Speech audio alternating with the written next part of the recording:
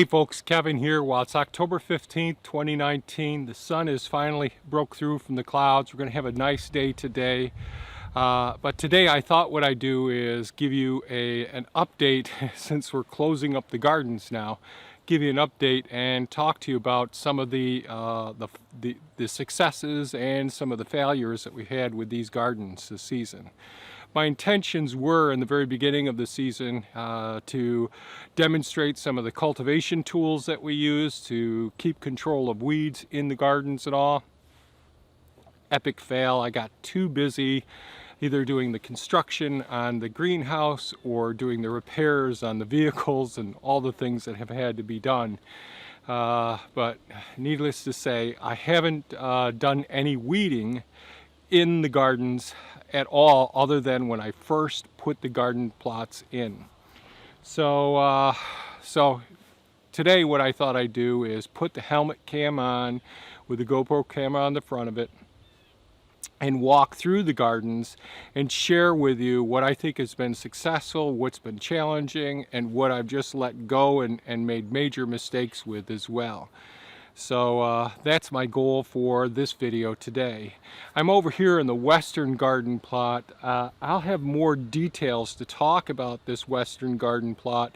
I'm only going to spend a minute or so in this garden plot just talking about some of the annual crops that we've harvested from this garden plot, because I really can't get to see how successful our hardwood cuttings have been. But I'll go over that with the helmet cam on, so here we go. Okay, as I mentioned, I'm over in the western garden plot. For the most part, they're perennials that we started from hardwood cuttings over here, and I'm really not going to talk about them very much other than to say one big challenge is I put too many of the elderberry plants in, which have really taken off. Many of them are over 6 feet tall, falling over on the other hardwood cuttings from some of the ones that are more challenging, like the mulberries and even the grapevines. I could see some of the grapevines have made it, and we'll have to dig down later on and see how well they're doing. Previously, we have 4 rows, two rows on here and 2 rows on here of blueberry plants. But previously what we had were our red onions planted in between those. Thea came through and did some weeding in here because weeds were really getting out of control. Harvested all the onions. They've been dried and cured, and they're great. So we did a pretty good job of getting a fair number of red onions out of this. I'd say we probably had maybe a 70% success rate, but the weeds did overcome some of the onions, and that didn't work out. We'll have to see what our success rate is with our blueberry bushes. I'm not going to go over them right now, but after getting the onions out of there, I came through with the jang seeder and put some beet seed down in here. I never thinned it. It's overseeded again, and but I just harvested a few of the beets from here. We got some beet greens and beets out of here, so that's pretty good. So those are our annuals. We got the onions, and then we came back and reseeded with beets. The beets are, many of them are ready to go now. So my daughter really loves canned beets, so we'll be dealing with that. I won't go over this area here, which is an absolute mess. On this side of the trellis here, we had the Cherokee Trail of Tear beans. I am a big fan of the Cherokee Trail of Tear beans, a trellising bean. There's just a couple of beans still left down there, but Thea came through in both this garden and in the central garden, I'm sorry, and in the eastern garden, and harvested the Cherokee Trail of Tears. I'm a much bigger fan of the Scarlet Red Runner beans that are right here. And why? Because they're so much bigger beans. They really keep producing longer and longer in the season. Here we are, October 15th. We've had one moderate frost and one very light frost. The Cherokee Trail of Tears were already done before the first frost. But these darn scarlet red runner beans, they're we get so many more beans out of them, and they're larger. And hopefully I'll share with you how we do our hulling, getting those beans out of the hulls once we've dried them and all. So this year we've been growing the red kidney beans, the Cherokee Trail of Tear, and the scarlet red runner beans. The other thing I really love about these scarlet red runner beans is the number of hummingbirds that are here all the time. This is just a hummingbird hangout, these areas. Okay, I'm going over to the central garden now. So I'm over here in the central garden on the east side of the workshop. It's still morning right now. The fall colors are absolutely beautiful around here.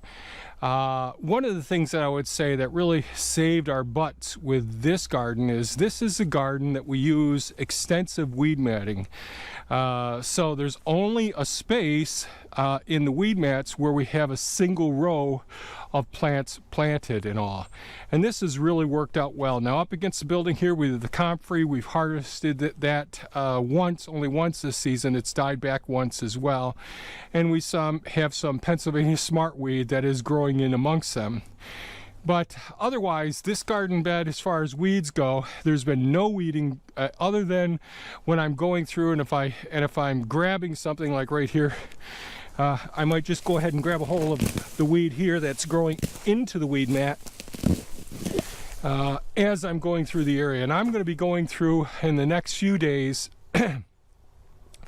and gathering up the plant material, cutting the stalks of the plants off right at the base of the plants. All of this plant material is either, in some areas I may be transplanting them for the seed, like the basil in here, but what I'll end up doing is this will be used for pond sealing. And you can see there's a little bit of grass growing up in between that area there. This is our row of San Marzano tomatoes with the double stakes on either side of the concrete mesh there that are basically 2-foot circles. That system works extremely well. I'm really super pleased with how well this system worked. We only grew one heirloom this year, the San Marzano tomatoes. It's worked out extremely well.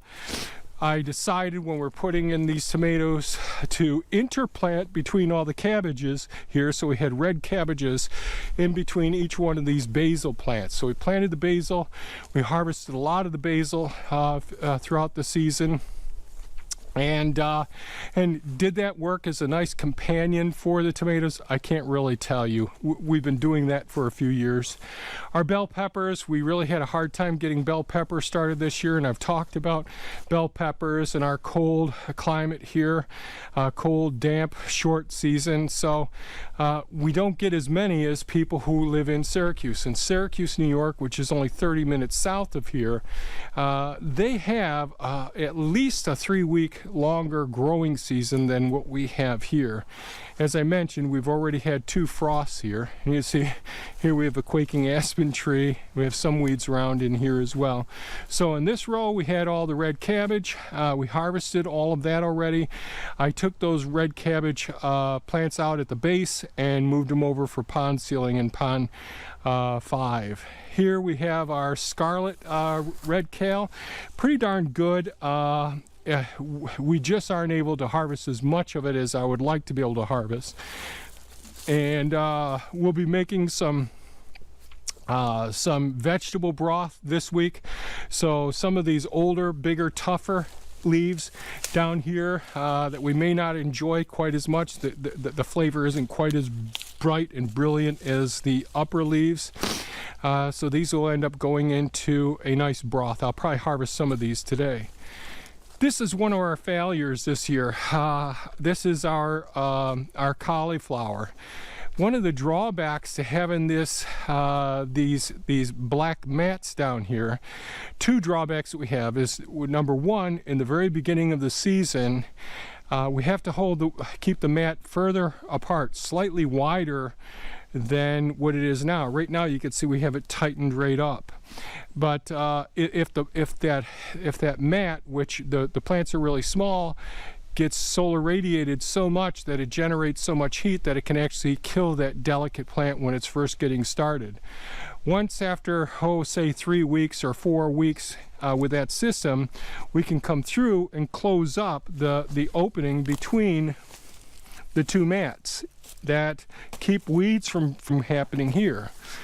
But since some of these brassicas, especially the cauliflower and the broccoli, really are cooler season crops, it just got too hot during our short season, and we really didn't get any cauliflower out of these plants this season, unfortunately. So that's a shame. And here is a volunteer tomato that I never got out of there. The curly kale, one of my favorites. This has been fantastic. It's been great. This last week, or this week, actually Thea's on vacation, so she just harvested the other day all of the eggplants that were here. Some of them had probably gone by a little bit too long for them, so they're going to be a little bit more fibrous, but the way we're cooking them is going to turn out just fine. Let's take a look. I just harvested some carrots from the carrot bed over there this morning, but you may recall from one of the videos, I thinned the carrot bed over there, and I stuck some of the transplanted. I pulled up some of the carrots and put them over here, and I'm just curious. Let's grab one of these carrots and see. Well, a little funky looking, but the carrot did transplant over here.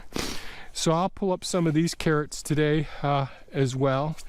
And you could see the broccoli. I never could keep up with harvesting the broccoli crowns, or the little buttons after you get the broccoli crown.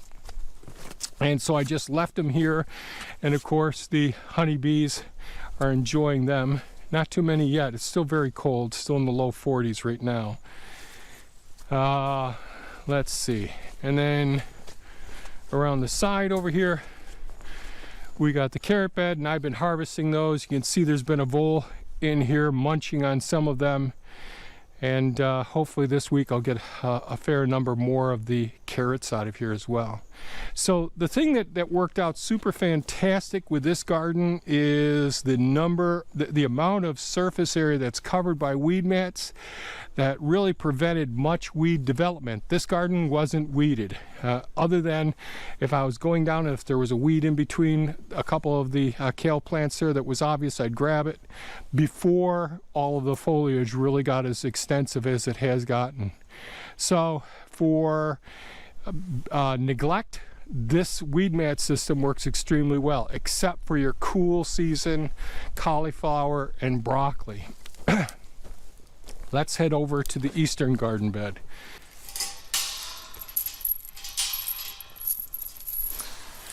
So over here in the eastern garden plots, almost no weed mats in here at all. So now that these wood chips in this tunnel here, in our bean growing tunnel, are 2 years old, you can see they're breaking down enough so the weed seeds that blew in here are actually, there's enough soil there to actually start supporting these weeds.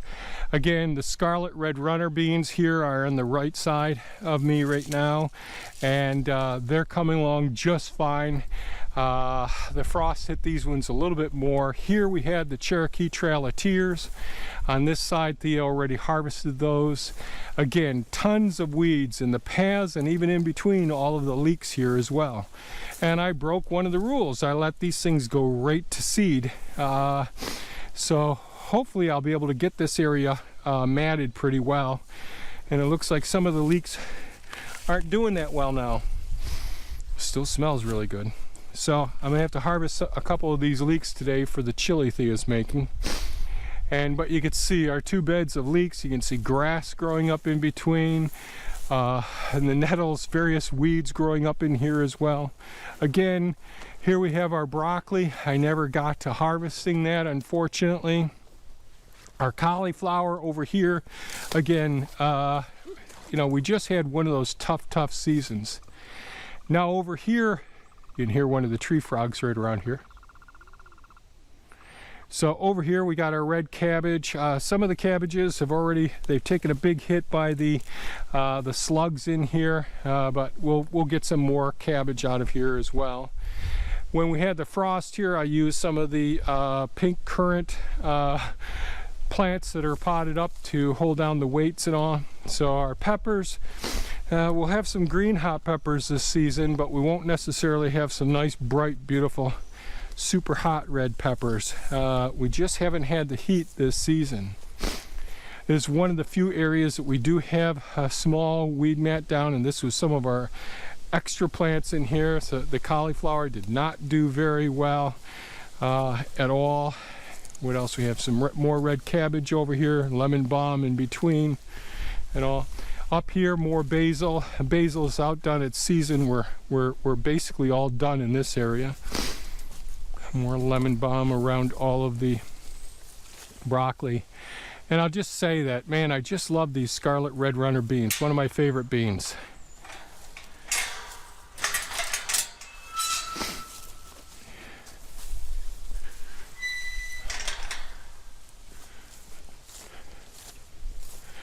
Our Thea's come through and harvested the squash that we had. We had butternut squash over here. We had sweet Georgia candy squash as well. We didn't put any of the blue Hubbards in this season.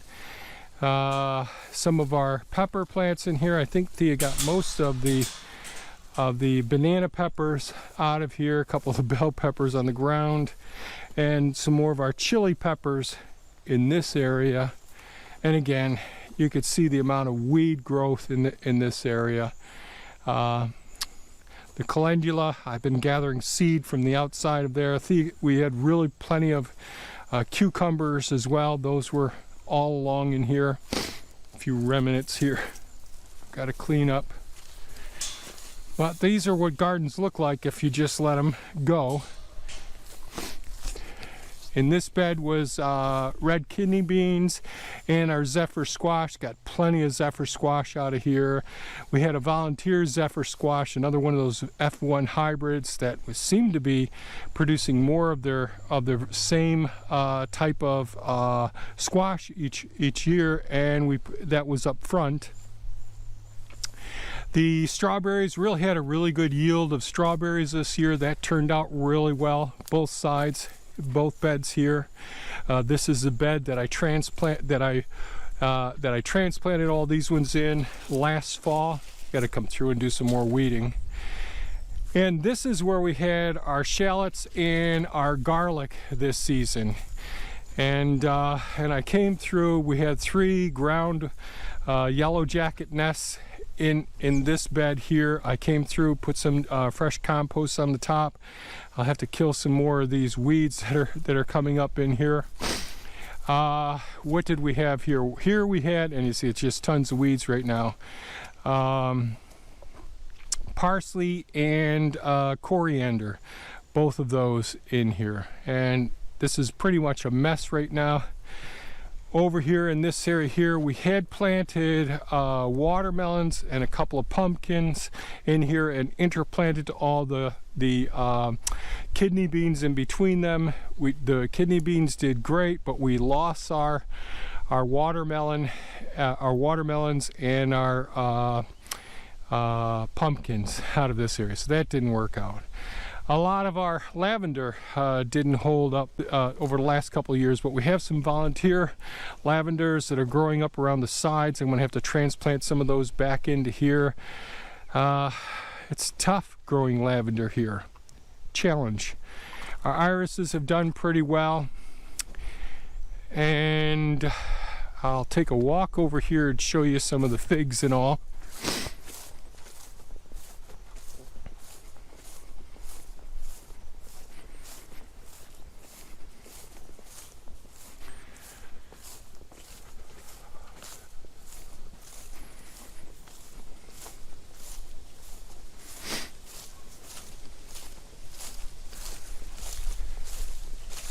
So right now I'm getting the coop area ready for getting a lot of these plants inside. So many of the plants, the blueberry bushes have lost all their leaves already for the most part. It was real challenging trying to get those ones. I've made a video before about trying to salvage some of these blueberry plants. The figs have done extremely well, of course. We've had some figs off them. You can see there's still some figs on the trees now. I just stink at selling things, so we've got a whole bunch of them. Our citrus are doing okay. They're coming back from the decimation that was caused by the ducks and goose during the winter months. And we also have a lot of the pink currants potted up that I'm going to be transplanting. I need to feed all of our citrus, our oranges and tangerines, and our lemons as well. Again, lots of figs have done extremely well. Here's our Myers lemon. And so I've got to get all these inside into the coop area for this winter, since I'm not going to be able to get the greenhouse completed like I'd like to be able to get it set. So a lot more work to be done over here. So to summarize what I think of this season is, I guess first thing is, where did I screw up? So last fall is when I made my big blunder. I waited too long doing the other projects, and I never got the tarps down to cover all of the beds for overwinter. The tarps really help to keep all the weed seeds from coming in, from being wind blown. It'll help to kill the weed seeds that first start to germinate in the early spring months as well. It helps to prevent, when I'm doing the snow blower, all around these paths, all the way around all of these garden areas, which are our access roads. Well, that snow blower, that great big powerful snow blower, blows sod and grass and weeds right up on top of these areas, which really just magnifies the potential problems that I'm going to have in the following spring. So that was number one mistake I made this past fall. So I'm going to try and get the tarps down this fall, which will help to kill the germinating weed seeds early in the springtime. It'll help to keep the beds drier, so I can get the transplants in the ground earlier in the season as well. So that's number one. So number two is, geez, I didn't spend the time coming over to the areas that don't have weed mats down and using the cultivators to go ahead and kill those freshly germinated seeds. Just going through and spending a half an hour in each one of these areas, or an hour, just wiping out all those weeds before the plants actually get to the point where their foliage completely covers the area. It's very manageable if you get them when the weed seeds are first germinating, when they're just a couple of inches tall. The second thing is, I really didn't take out those weeds and come over here and at least just cut them off the tops before those flowers went to seed with them. So now I've got trillions of weed seeds that are distributed in the garden beds, not just from all of the areas that are blowing in the weed seeds from around all of the weedy areas around the property, but also the ones that actually grew up in the beds as well. I actually have a spot over here where there's bindweed in, so I've got some of those little rootlets, which are potent problems for next season as well. So that's another big problem that I had. The other thing is, maybe if I had accomplished my mission last fall with getting the tarps down, I could have gotten the broccoli and the cauliflower, more cold season, cooler season crops. I could have gotten them into the ground earlier in the season and was able to harvest some really good plants from those.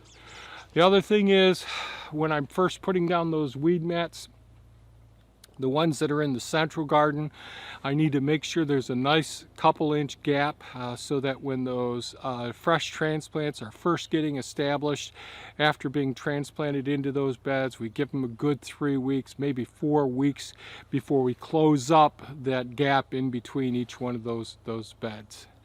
What worked really well? Well, the tomatoes of course, produced tons of tomatoes for us. We were able to save lots of seeds from it. Our kale plants did extremely well. Interestingly enough, when you overseed an area with the carrots and all, you can pull up some of those carrots, tiny little carrots that are just basically they look like a toothpick, and stick those in other parts of your garden, which ended up turning out okay. Are they the ideal carrots? Are they the ones I would take to market? No. But are they good for all the things? Do they taste delicious? Absolutely. So I've overseeded some crops. I overseeded the beets here. I overseeded the carrots. That's a couple more problems as well. Our beans did absolutely fantastic in all of our areas. Our problems with our seed germination with our peppers, our eggplant, and several other varieties that I've talked about in previous videos. We had too much moisture in some of our soil. They were too wet. We got some algae growth on the surface of those, so those seeds weren't those transplants potentially weren't as viable as other ones. But ultimately, we got tons of eggplants out of the beds as well. So overall, I'm pretty happy for all the neglect that I am responsible for with the gardens here as well. So my goals over these next few days, we're going to have some really lousy weather coming up, some more frost coming, some rain, and we do need more rain here on the property, and I've got to get to doing some transplants around here. One of my goals is to get a lot of these, after the next frost, get a lot of these hardwood cuttings and get them transplanted into other parts of the food forest and our margins as well. And I'll explain that in some upcoming videos. So I want to share with you where I screw up as well, and this season was a pretty big screw up in the gardens and all. So hopefully you can learn from some of my mistakes, or you may be saying, you know what, I'm going away for a couple weeks this summer after I get the crops in. Maybe you want to use a weed mat system similar to what we did over there, because we really neglected that garden and it did really well considering all the challenges of not being able to get over there and getting those weeds out of there. And in some of you might look at me as a big loser for the big messes that we've had here, and I acknowledge that. I lost out on this season. I didn't have the bountiful crops that we've had in the past. Get those cauliflower and broccoli plants in a little bit earlier in the season. Try not to overseed, try not to rush things, but it's all part of the learning curve. So, and the sun is out right now, so I'm going to try and get the GoPro Karma drone up and shoot a little bit of this and share that with you as well. So if you found this video of value, please give us a thumbs up, share it with your friends. Hopefully everyone can learn from some of my mistakes that I've created here. And if you have any comments or questions, be kind, leave them below. We can all learn from these opportunities. Thanks so much for watching, folks, and have a great day. Bye-bye.